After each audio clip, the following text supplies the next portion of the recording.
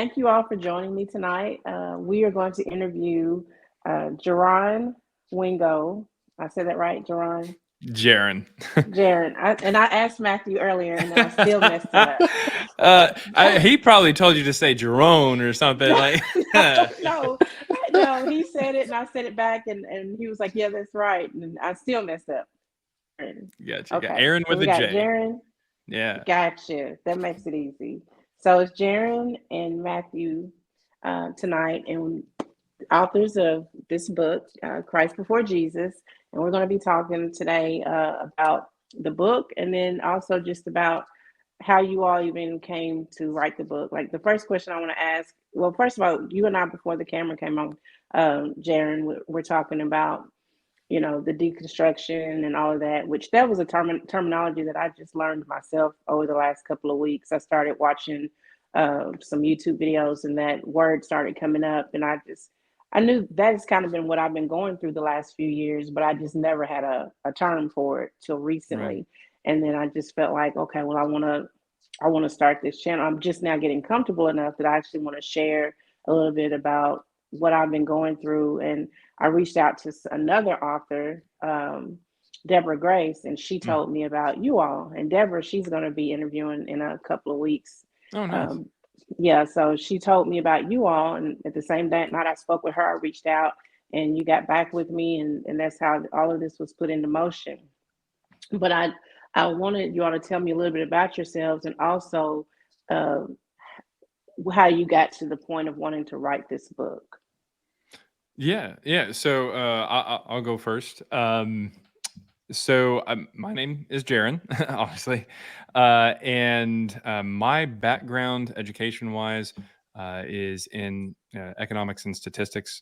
So data science is my degree that I have, and then, um, I served on, if I remember correctly, depending on what you really want to call it, or how do you define it, 7 or 8 different mission trips to different states and different countries as a Christian missionary, and so definitely very involved within the Christian community. Growing up and everything like that. I personally deconstructed about, oof, I want to say 10, 11, maybe even 12 years ago, somewhere around there. Wow. Hmm. It's been a while, to the point to where I've kind of forgotten a lot of, the arguments for getting to that point. Yeah, Uh, at this point, I just know I'm at this point, for the most part. yeah, But yeah, I was definitely interested in this particular project because of the fact that Christianity is everywhere. Our society is filled with it. It's seeps into every nook and cranny of society as yeah. we know it here in America, Hmm. especially here in the Bible Belt in North Texas. So I found it to be very, very interesting and wanted to do a deeper dive into it myself. Okay, awesome. What about you, Matthew? Well, I'm Matthew. I'm the co-author of Christ Before Jesus. So I've got a bachelor's in philosophy, minor in religious studies, and a master's in public administration. Worked at a nonprofit for 7 or 8 years. Did, first year was working with their database and things like that. So I had a little bit of that background, and then went on to be the director there for a while. I actually grew up in the same church as Jaren. We grew up in the same little small town. Um, and I was not quite as active as he was. And we'll probably get into that a little bit. So my journey was a little bit different than his. In terms of the book, the whole subject had kind of, left my mind for a long time. And I don't know how we got started exactly talking about it again. I think we came across some website that came back and brought all that back up. And like he was saying, we wanted to dig a little deeper, and we ended up thinking, well, what is a more objective way we can look at it? And the answer was, more or less a data analysis of the text itself. And we found enough that we thought that this needs to be out there. We need to share this. And so we published the Yeah. book about half a year ago, and that's where we are now. Okay. And there's a lot. There's a lot. The book is a lot. Yeah. I was telling Jaren, like I listened to the audiobook and then I bought the book and started listening to the audiobook while I read the book to kind of try to get it all. And because it is so much in there. And I don't know if I should start asking, different questions, or if you just, I don't want to kind of get out of order. I don't know how to kind of dig into it because it's a lot. I did want to ask more. I want to know more about the just for personally myself, the stylometric analysis, but that kind of might be kind of jumping ahead. I don't know. We can start there and see where it goes and make sure we Yeah. hit everything later. Yeah, it's Okay. perfectly fine with us. Pre-recorded. Yep, we can do what we want.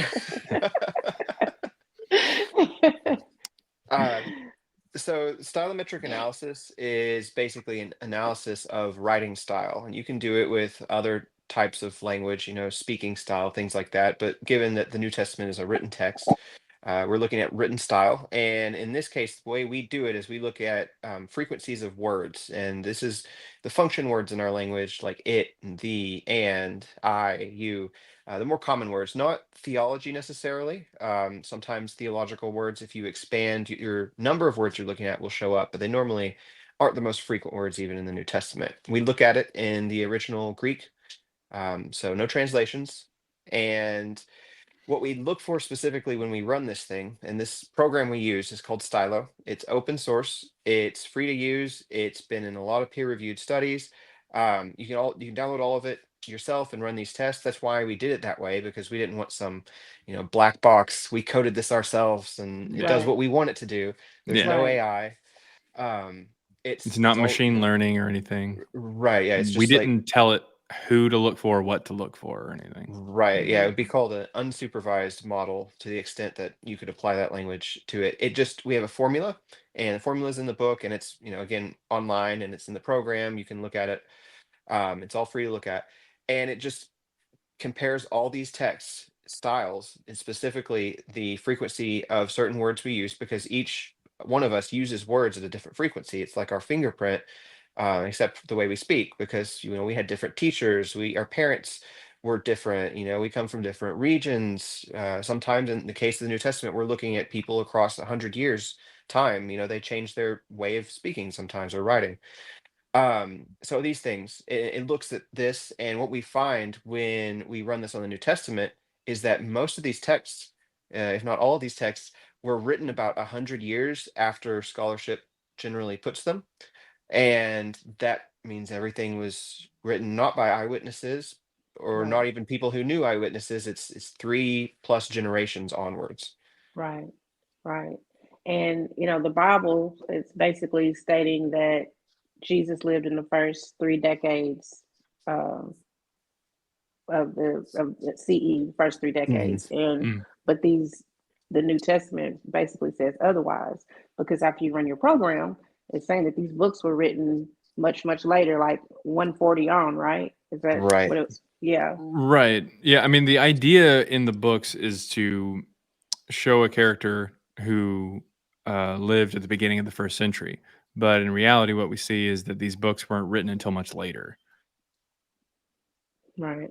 Okay. So the title is Christ before Jesus. So what does that mean exactly? How is there Christ before Jesus? It's just the concept of a Christ figure. Right. As we looked at the data and we looked at the results from the stylometric analysis, we looked at contemporary evidence, logical evidence, textual evidence, content, that kind of thing.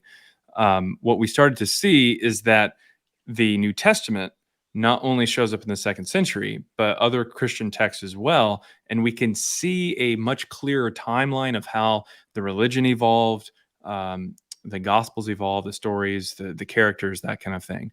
And so when you go back even further, the earliest Christians in specific were not some people who worshiped a Jesus. They're just simply people who had like a bit of a mystery cult, so to speak.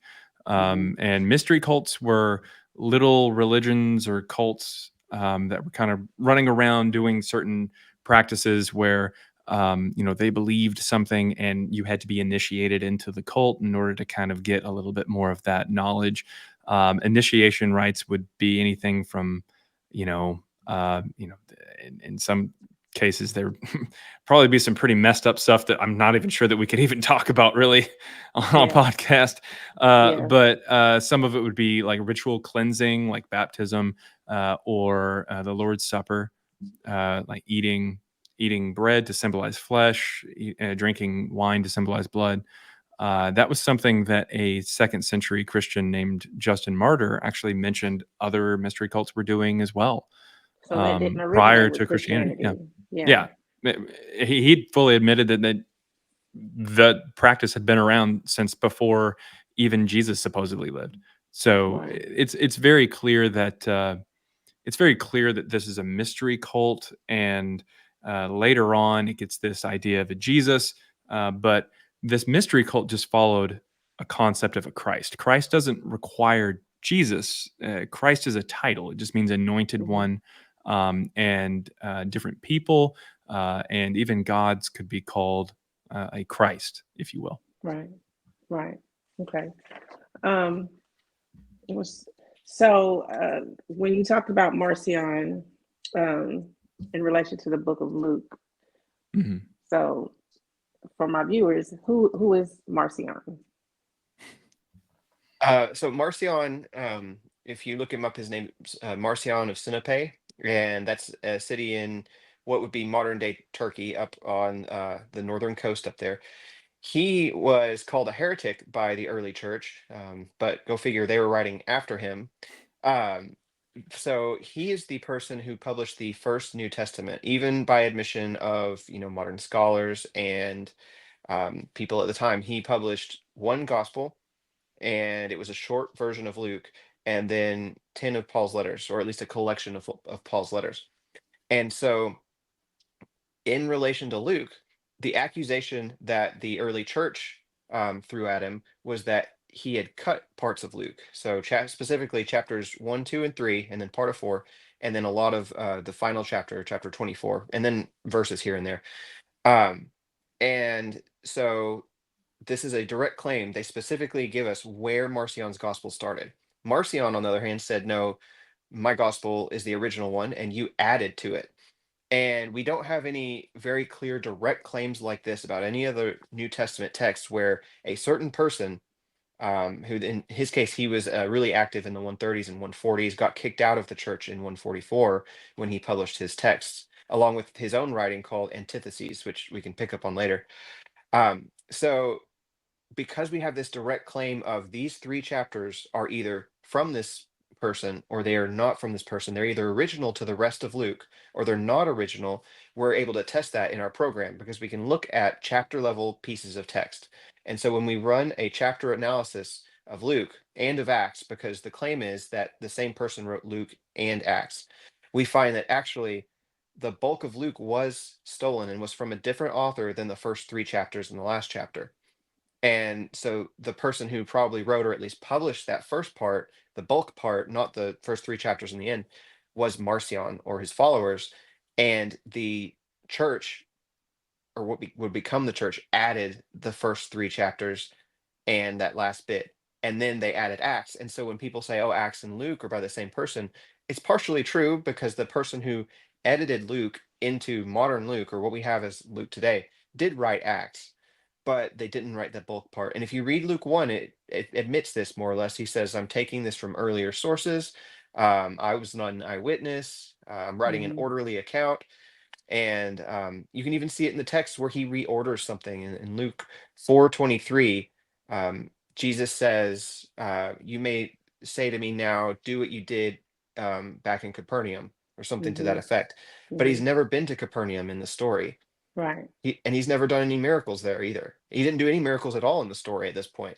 And then about, what is it, like 7 verses later, he's doing miracles and he's in Capernaum because the original version has him come down into Capernaum, and that sentence, do it here in your hometown what you did in Capernaum, comes later. And Yeah. so when they added in the birth story and him being from Nazareth, they tried to correct it by, not having him go straight to Capernaum, so they moved that verse, but in doing so, they actually messed up their own order, and we can see multiple marks of them reworking Luke to fit their theology after the 140s. So, Yeah. So, in other words, there's multiple ways to get to the same conclusion, which is that Marcion's gospel is first and Luke takes from it. It's not the other way around. Luke wasn't Mm-hmm. written first, and Marcion just took pieces out. Marcion's Evangelion was written first, and Luke You added added to to it. it. Yeah. The Luke Marcion connection is honestly, I mean, I would say that's one of my favorite finds, I guess, out of Mm-hmm. all the things that we've found from the style of magic analysis, and the firmest thing that we have. I mean,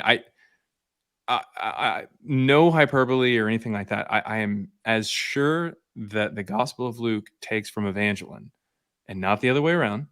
Yeah. I am as sure as I am that I am sitting here on a podcast right now. Yeah. Like there's not any way that it could possibly. I can't even fathom a way that you could argue against it. It's to Mm-hmm. the point to where other scholars are actually just coming out and admitting it now. They're realizing it and they're saying, okay, yeah, that's actually a Mm-hmm. really good point. It's something that very clearly was in the second century and using Evangelion. Yeah. Then they'll just come up with or move the goalpost or assert something else without evidence, like, oh well, there may have been these hypothetical documents floating around beforehand that were Yeah. from earlier versions of Luke or an earlier version of Evangelion. It's all a whole bunch of assumptions that and assertions, like I said, that don't have any evidence for it, and Right. we don't like to deal with that Mm-hmm. because right. we're honest. And I think that's that's an important step when you do this type of research, or really any type of research, is try to get rid of your biases going in and your assumptions going in. So if you go in with the assumption that Jesus was real and these stories are at least partially true or have some kind of origin to an original Jesus movement, then you more or less have to create all these hypothetical documents in order to justify the fact, when it really is a fact, that these are from the second century, like 100 years later. Yeah.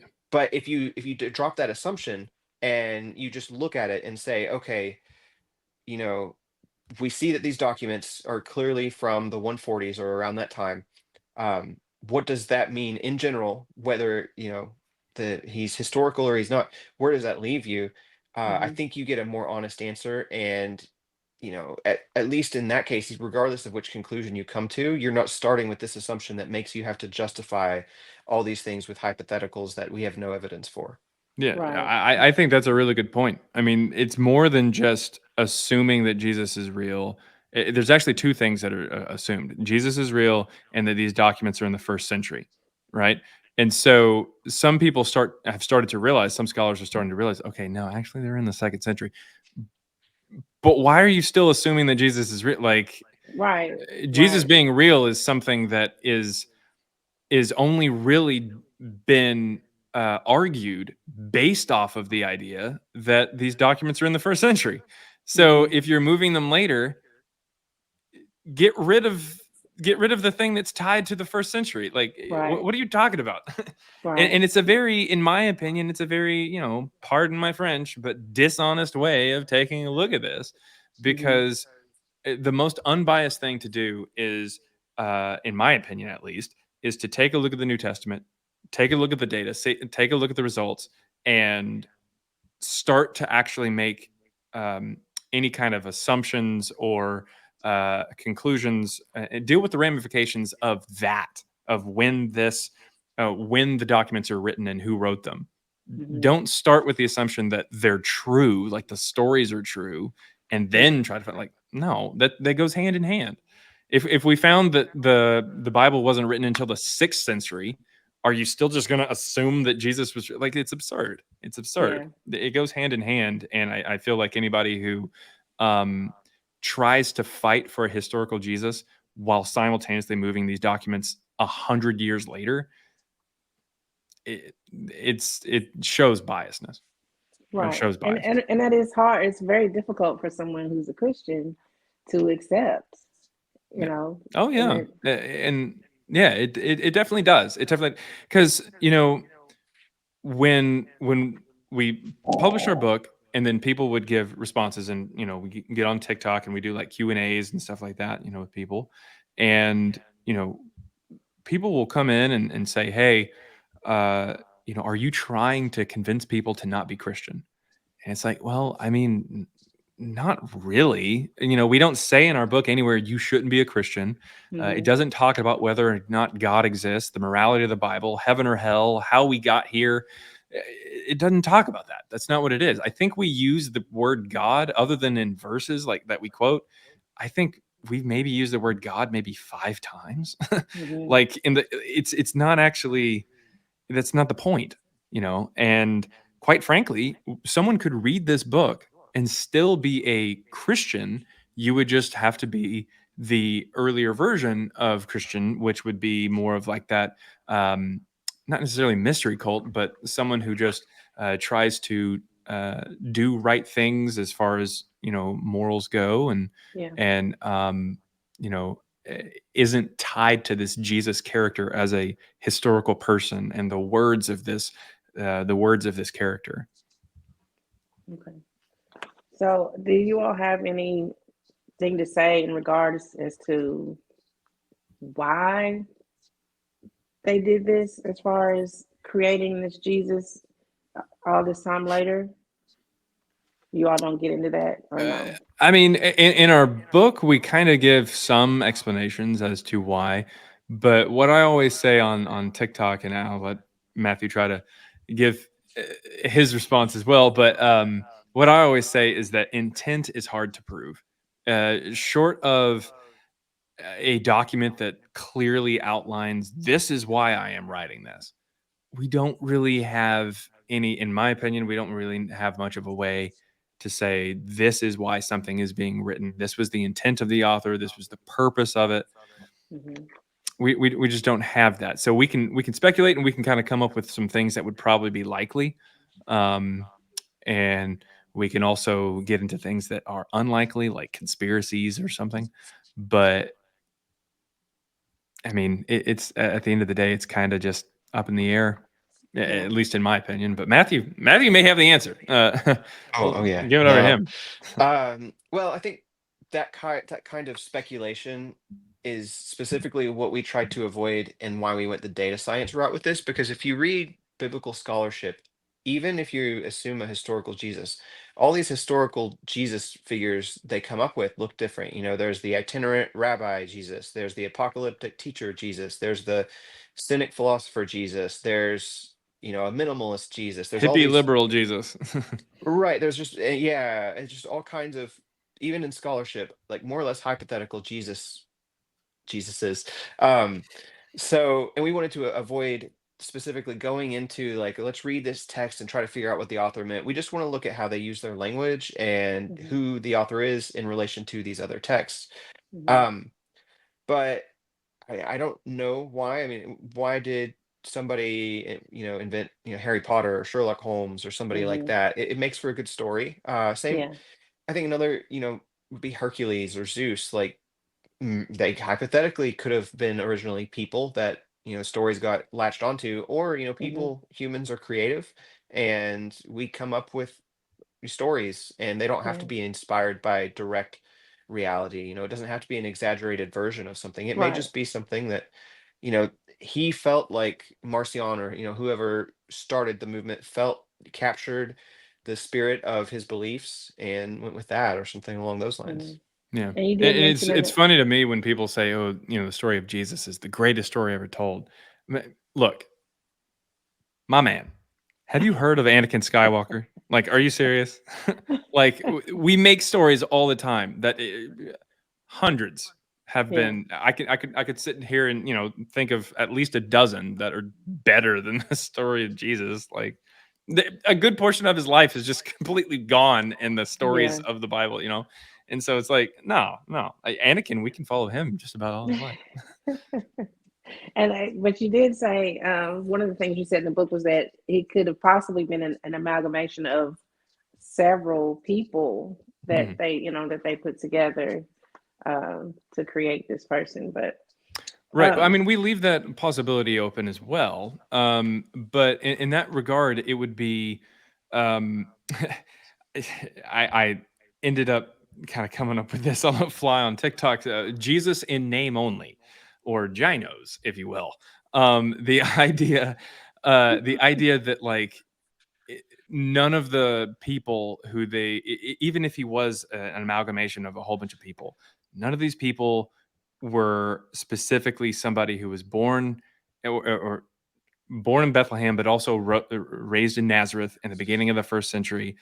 People called him rabbi, and he taught in the synagogues and everything like that. Like no. If anything, they're just pulling the name Jesus from some person or a book, or it may not have even initially been Jesus. Like it's all over the place. Yeah. So, but once you get into the weeds that much, it becomes less and less of the Gospels presenting a particular person, and it becomes some kind of facade or something that just doesn't look like the New Testament Jesus anymore. Which is why our official position is that even the natural Jesus, as presented by the New Testament, doesn't exist. So if you Right. want to say, oh, Jesus existed and he had some friends and they walked around and whatnot, and that, but he doesn't have anything in common with the Jesus of the New Testament,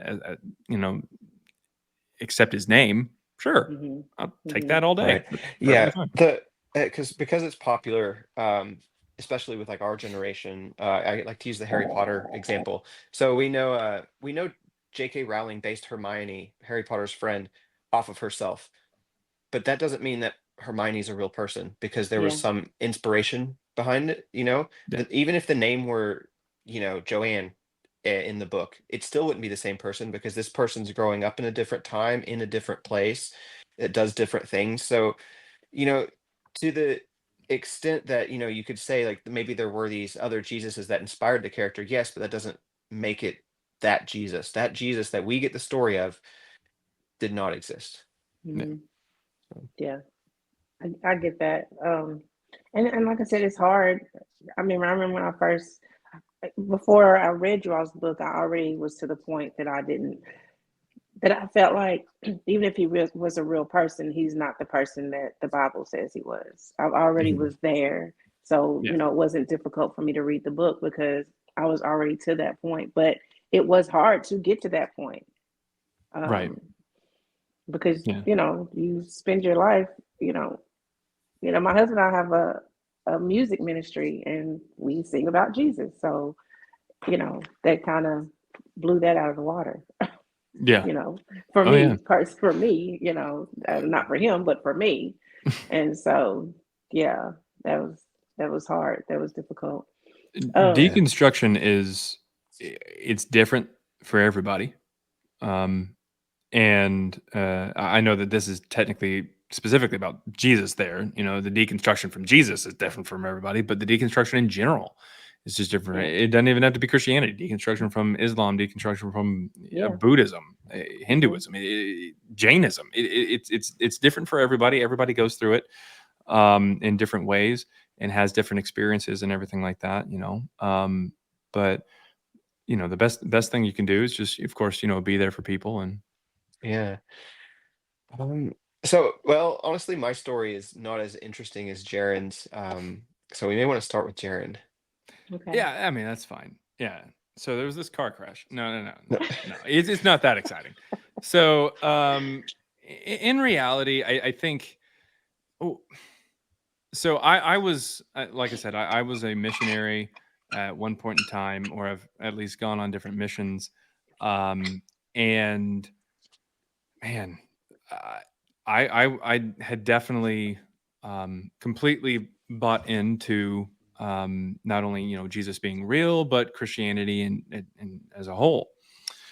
Uh, the thing that really started to get me to kind of question whether or not I was actually doing what I should, as in terms of following truth or yearning for the truth, was in high school. Matthew and I, we actually met multiple times with some Mormon missionaries. And I don't know what Matthew was thinking about it, but what I was thinking about it was, we're going to go and meet with these Mormon missionaries and we're going to show them what's what. And we're going to tell them why their belief is BS and they should turn to Protestantism, just mainline Protestant. But to my surprise, we sat around and we talked about the Book of Mormon, and about how it's filled with all kinds of problems. And, we question their theology. We question their, historicity as far as the terms in here. And we question Joseph Smith's morality, all kinds of things. And they had an answer for just about everything. And they would usually go and pull what I called the faith card. And just say, well, you just got to have faith. At the end of the day, even though it doesn't make sense, you got to have faith. And I was so annoyed by that. I was just like that. Okay, at a certain point, this is just not. That doesn't make any sense. Like I'm looking at a book that says that the Native Americans are actually just descendants of Jewish people, and that they had elephants that they fought with each other, like here in North America. Like that. No, that didn't happen. And I can tell a Mormon this until I'm blue in the face, and they just say, "Oh, well, I have faith that it happened." So I started to ask myself, where do I pull that faith card? At what point do I say, I don't have evidence for this, so I'm just going to say I take it on faith? And I started to realize that I do. I take it on faith a lot, and so I looked into it and looked into it and looked into it. And at a certain point, I just realized I think a lot of these stories are kind of made up. It doesn't seem to be. Not only does it not seem to be historically accurate in many cases, but in most cases, just about all of them. But on top of that, it seems like the Christian tradition, the traditions about like who wrote this book and why we have this book and when it was written and everything, that falls apart too. So at a certain point, I thought, okay, this is just isn't going to work. I've got to. I've completely got to kind of deconstruct this and everything, and and luckily, Matthew was there for me, and so I don't think I had too hard of a time. A lot of people do go through a lot more emotional kind of things, and my family, was there, and my family asked questions kind of to some extent about like why I'm believing this. But once they realized that I had pretty in-depth answers, that to things that they couldn't answer or anything, they just kind of let me do my own thing. So I haven't really had too much of pushback or whatever, and if I have had pushback, I just Did whatever. any of them deconstruct after you told Um, them some of the things that you found? no, I can't think of any family member that I spoke to about any of this, and they decided, because to be honest, I just it's it's kind of like, oh well, that's Jaaron. He's just kind of because to be honest, even before I deconstructed, like I was the person that everybody in the family would come to ask me questions about like the Bible, because they knew that I had researched it so much. So all of a sudden I'm out of it, and they're like, well, maybe we shouldn't ask him questions because he's gonna know a lot more than we do about this, Yeah. and maybe he knows a little bit more. And so I started to realize, I guess, and this might be getting a little ahead of ourselves or whatnot, and I take up a lot of my time, so I'm going to shut up after this. No, But you're fine. the thing that I've started to realize is that the thing that I had was a concern for truth, but also a care to be correct. Like I cared about whether or not I was correct or not. Most people want to be true, but or want to know the truth. But if it gets explained to you, do you care?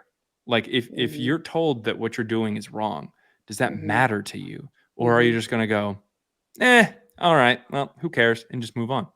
Like Yeah. what are you going to do?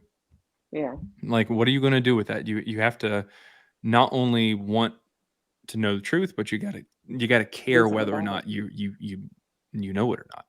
Yeah. Absolutely. I started making these shirts, and as I realize now, you can't even see them. But my goal was to make these shirts, and one of the ones I'm making, it says facts over faith, because I choose facts over faith. I've been in the faith for a long time. I mean, I'm not just a pew warmer. I've done a lot. I've a lot of ministry. A lot. I'm not a. I've never been a pastor or anything like that. But I do ministry. I did ministry in the jail, and like I said, the music, and teaching Bible study and singing in the choir, and people know me on the street. People stop me in a Walmart. Such and such is going on with me. Can you pray for me? And people are still doing that. Maybe not so much once this channel starts, but up to Yeah, this that'll point. happen. Yeah, I mean, we were in worship band. I mean, we Yeah. we led We, we we were Sunday mornings, the Wednesday nights. right Yeah, the Yeah, church worship band for the youth. Yeah, in our yeah, area. yeah. Yeah, so. So Matthew, so did you all do this kind of at the same time? Like who Oh, started so it? well, so my story is very different from his, and it's more dragged out, I guess. Hmm. So, in a way, my story is like my parents' story. So my mom grew up in a Baptist church. My dad grew up in a very conservative Church of Christ. Um, and that wasn't really a problem. But then when I was, I don't know, between like 8 and 10, my dad started really questioning. And I don't know what led him to question exactly and things like that.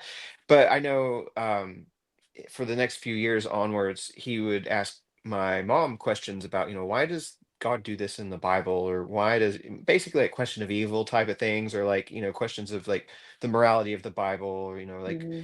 any contradictions or thing like that. And he'd ask, his parents and other people. And I felt like, Jaron was saying people went to him and his family because he was the one that liked to research and look into stuff. And that was me and my family, as I like to do that. So I felt like I kind of needed to, um, you know, take up the defense there. And that's when I got into apologetics. Hmm. And that didn't go too well for me because I think more or less between my dad and then some high school friends that weren't religious or at least weren't Christian, um, there weren't really good apologetics answers that I felt like I could take intellectually seriously. So I kind of was just in this weird zone for a while, and then I went to I think it's seventh grade. I went on like mission trip or something with Jaren, but then right after that I got sick, like really sick, like in the hospital. And I kind of felt like, hmm, I feel like, I started going to church more and should have been rewarded, but I got punished. So between that and then these answers making sense, I was kind of like, I don't know about that. Hmm. And so, but I still, my dad struggled through a lot of religious questions for most of my youth. And obviously, this had, ramifications on other people in the family. And I ended up going into philosophy and religious studies as my undergrad, in part because I wanted to be able to better answer these questions. Um, and so, by the time college rolled around, I wasn't really that religious or anything. I did get baptized, I think in like junior year of high school or something. Hmm. So I was really trying. Jerry might know better because he was one of the only people there. 'Cause it was a really small little thing. Um, but I really, really tried because, like he said, we were in a worship band, and I got baptized in high school. I was trying really hard, but I just couldn't. And then by the time I was in these philosophy and religious studies classes, that kind of put the nail in the coffin, so to speak, for me. Yeah. And then around that time is when Jaren went through his deconstruction, or at least the first part of it. And um, I'd been there, and I think ours went really smoothly. We had at least one friend that kind of went through something similar, but his was more or less I guess life shattering Hmm. because it's people take it at different paces and it hits people differently and they have different levels of emotional and community investment. Like you were saying, Yeah. people still know you for that and come up to you for those type of things. And Yeah. um it can take away your sense of identity in a way, Hmm. especially when you've really built yourself around that. And so like Jared was saying, it's good to have somebody there that's going through it. And I think that's why the deconstruction community online and on TikTok and places is really helpful. We didn't mean to end up there, but people Yeah. have come to us and said, your books help so much. And that's really meaningful because we really just wanted to put something out there compiled all this information, but the fact that we're able to help people um, go through what can be a very, I guess, almost traumatizing experience, very Right. difficult experience, is cool. Yeah. It definitely can be very traumatizing. And it's, for me, it's been difficult for the people around me. I do have a couple of family members that are kind of that are feel the way I feel, but then there's a whole lot others that don't. So I have 6 children that I raised in the church, and now it's like, what is mom doing? Like, what's going on? Yeah. But I mean, just staying the course and just saying, hey, look, I've always been somebody to look for the truth, and this is the path that I'm taking in Yeah, specific. I mean, that's, hey, you're staying true to you, and that's the point. yeah, Um, absolutely. I think, when we bring up, faith before, people, the way that I approach it now is I try to get people, anybody who brings it up, like on our TikTok or something, like during a live, they'll say, oh, faith, faith, faith, or I have faith that Jesus exists, or, whatever. And I say, well, faith is just simply not a pathway to truth. Just as much faith that you have that Jesus existed, or Muhammad was spoke to by Gabriel, or, there's going to be somebody in specific that believes something even sillier, Right, right. or just as silly, with the same amount of faith. Hmm. And so ultimately faith is not a pathway to truth, because it's not, apparently all these people have faith, so it doesn't, it's not where it gets us. Now you Yeah. could have faith in something that's true, you could, Hmm. but faith isn't an indication of whether or not what you are believing is true. Right. Because all these different religions, and everybody has faith in their Yeah. religion. Who's right and who's wrong? Like, how do we know? Yeah. So, They can't all be right, but they can right. all be wrong. They Right. can. Right. If readers take away just one idea from your book, what would you want it to be? That is a good question. I would say, similar to what we talked about earlier, is that try to approach things without any assumptions, or at least as few assumptions as possible. We all come in with a perspective that, is already kind of built into us. So really, if you can approach things as open-minded as you can, while still being, logical and consistent, and taking into consideration other information, um, approach things that way, regardless of whether it's just this or other things. You take an open mind, or yeah, have an open mind towards these things, and I think that helps get you past a lot of hurdles when you're exposed to all this new information that really is going to be hitting a lot of your beliefs hard. Hopefully that comes through in the book. I know our book's really focused on one specific topic, but I think that applies toward religious things and other things pretty broadly. Hmm. Hmm. I would say something that's fairly similar. It'd be the idea that if understand that sometimes the simplest answer isn't necessarily the correct one, especially when you're dealing with something that has been around, like Christianity. It's been around since, for 1900 plus years. You've got a lot of dogma, a lot of theology, a lot of different things to kind of unpeel, or Right. peel back, and Hmm. and get down to what we're talking about here. Because I think a lot of people they'll hop on to like our TikTok or something, and they'll say, "Hey, what's your best evidence against Jesus?" And I I can't explain to somebody who believes that Jesus existed, and believes that, especially somebody who believes that he's still alive, you know, Yeah. and doing stuff today and stuff like that kind of thing. I can't explain to that person in 30 seconds, a minute, 5 minutes. I probably have a hard time doing that in 5 to 10, even 20 minutes. Yeah. Uh, I can't explain that Jesus doesn't exist to that person, not that well.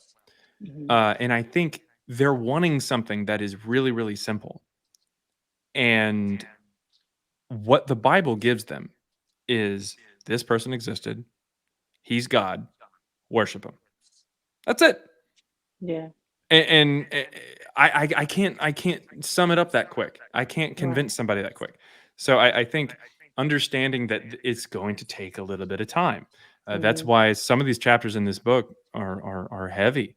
Mhm. You might be able to breeze through chapter 1, 2, maybe even 3, but once you hit chapter 5, which is Matthew's chapter, by the way, um, it gets so in depth, because there's names, there's places, location names and dates that are thrown at you, and you have to understand, hey, look, I'm having to learn all of this because it's all connected. Mhm. Because of Right. course it is. Mhm. These second, third, and fourth century church fathers absolutely are connected to the church and absolutely connected to, the writings that we have and we have to go off of in order to see if these books are real. Mhm. So Right. yeah, it Yeah, takes and a you while. you can't take anything for granted because, like, for example, even the names on these texts, like, Matthew is anonymous, Mark is anonymous, Luke is Yeah. anonymous, John is anonymous, Acts is Mhm. anonymous. We don't get the names of the people that supposedly wrote those texts until Irenaeus in the 180s. And Mhm. if these really are in the second century, which the evidence points to, instead of having to learn first century people, you got to learn all these second century people, which again is why chapter 5 is in there and why it's so long, is Yeah. because we all maybe can recite the names of the apostles and stuff, but Yeah. if those weren't the people writing these texts or their followers writing these texts, and it was these other people 100 years afterwards, that's a lot to learn. So yeah, like Jaron was saying, it takes a long time, and that's why you know Yeah. I guess learning the details of all that stuff, it's hard. Yeah. Right. Yeah. Which, reminds me, I wanted to talk about Paul. Oh Mhm. yeah. Oh yeah. Oh boy, there we go. I Yeah. want to. I Tell want to me, write a book tell me about specific. Paul. Yeah. So I wanted to write a book specifically on Paul, honestly, but it's just we wrote this one and got busy and with life and stuff. So yeah. A pretty, I guess, controversial position we take in the book is that Paul probably didn't exist. Mhm. So the mainstream position is that Paul only wrote about 7 of the letters that we have attributed to him. And there are 13 letters attributed to him in the New Testament, like with the author saying, I am Paul. And then Hebrews is a 14th that is anonymous, but it's intentionally made to look like one of Paul's letters. And in the King James Version, it actually will have the little thing, by Paul, or at least the old ones. Mhm. Now, like I was saying, 7. But when we run this, all of Paul's letters, especially at the chapter level or groupings of chapters, we find that at most the same person wrote like 3.5 letters. Maybe. And maybe, yeah, yeah, maybe. And add on to the fact of the, just 3.5 letters there, these don't show up until, again, Marcion publishes them in the 140s. Prior to that, there's no reliable reference to Paul that we can date before that. Now, people will point to some of the early church fathers that are dated earlier, but again, they don't get referenced or anything until the 180s. So none of those texts show up until after Marcion, and you're looking at, just like Luke or Marcion's version of it showing up for the first time in the 140s, Paul's letters do too, and they're not by who they claim to be. Uh, there's no evidence, and definitely no stylometric evidence that shows them to be first century. Because if you're looking, they would be like what 80 to 100 years apart if these 3.5 letters were actually written by Paul the apostle, who lived, you know, around the time of Jesus.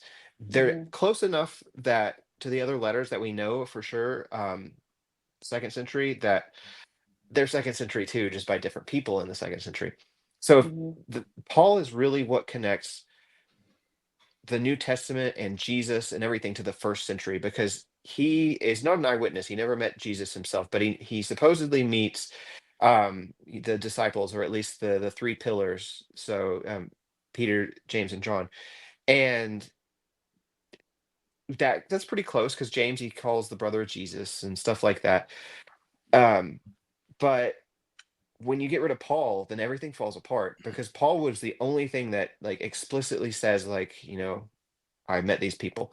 And when you look at the details of Paul's letters, like the internal evidence themselves, there are only like two things that even would potentially tie it to the first century.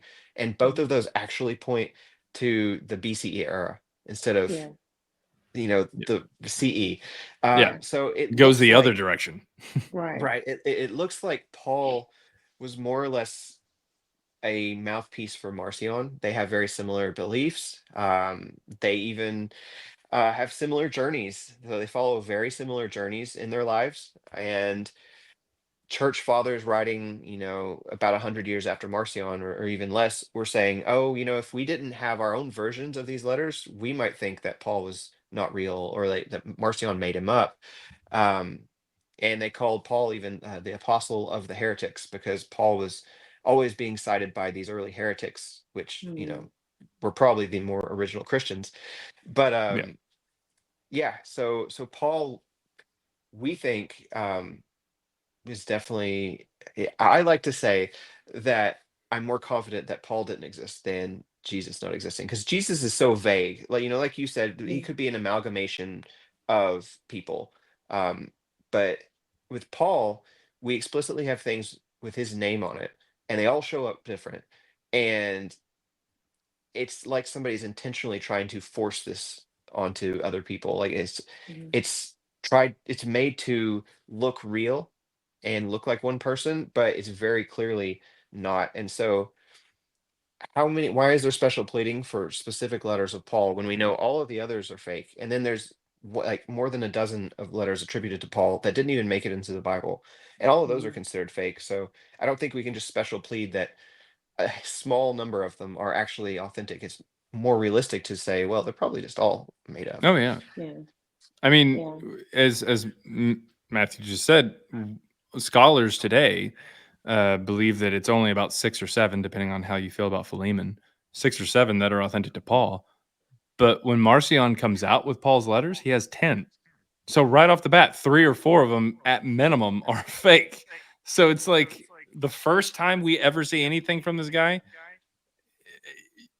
almost half of it is fake. Like, yeah, all of it is. Just why are Right. you come on. And Yeah. First Timothy and Second Timothy, which are called part of the pastoral letters, they're so late that they actually reference Marcion's texts. Mhm. So I talked earlier about antitheses. So antitheses was the name of a text Marcion wrote and published along with his New Testament, his first canon.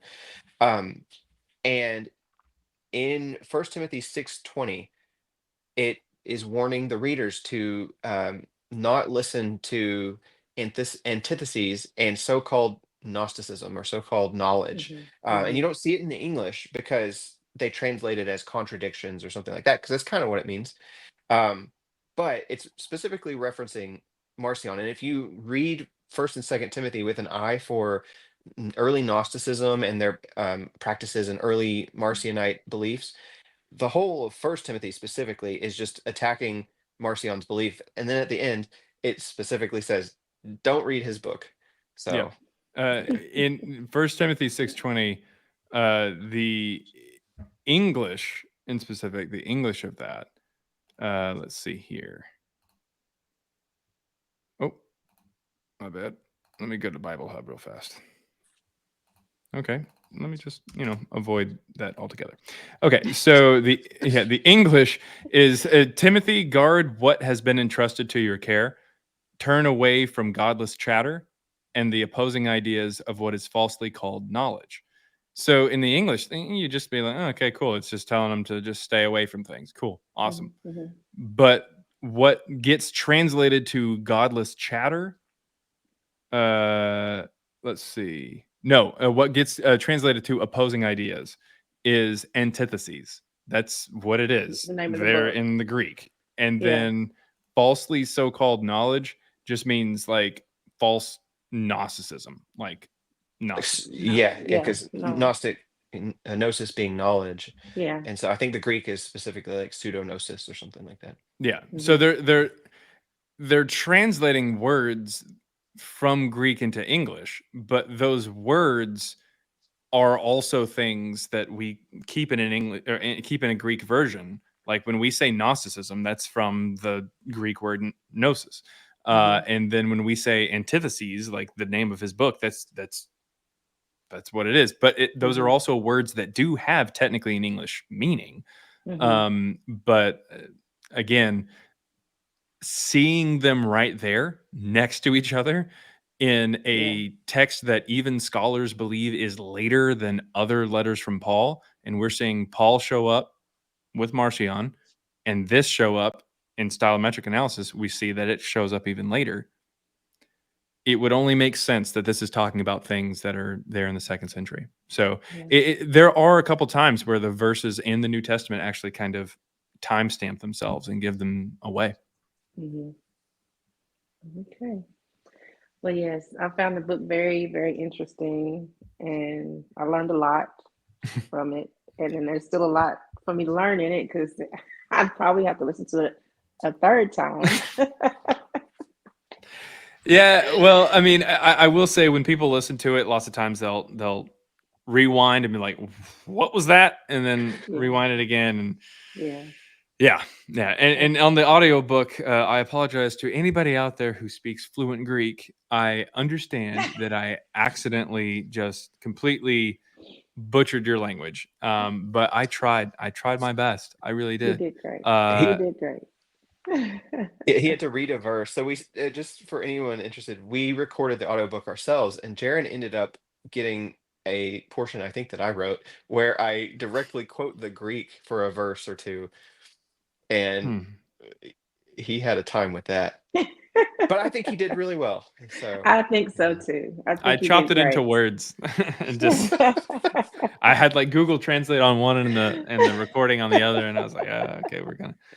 But I'm pretty sure Matthew has the name of some like it was monk or a it was like a Buddhist monk or something, or like the name is like the entire Indian width of a page. It's like a whole line. His name is really long, and it's towards the end of the book. And I wrote that part, not thinking at the time, like, I'm going to have to read this in an audiobook. And he was probably hoping that he could pawn it off on me, but no, he got it. He nailed it. He nailed it. It took several tries, though. Well, guys, I have had a good time with you all tonight, and I appreciate you. Yeah, and thanks for having us on. Like I said, this is my first one, and you all made it very pleasant and pretty laid back and fun and laugh. And, everybody asked me, like a few people asked me, well, how come you don't want to just do your own channel and just get on there and talk? And I said, because I just cannot talk to a camera. I just can't. Right. Like I'm very dry and just very like I'm struggling with that, and I feel like this kind of helps me ease into that, being able to do that. So I do the interviews, and then maybe that'll make me feel more comfortable being able to do monologue as well, and just in front of the camera. But I appreciate you all. And is there anything else you want to say? Oh, no, not really. I had a fun time, and thanks for you, like we were saying earlier, really professional handling of everything. Thank you. It far exceeds most of even just the biblical studies people that we've encountered. So that's not meant as a slight to people in the field, but no, but step your game up. Step your game. Thank you all.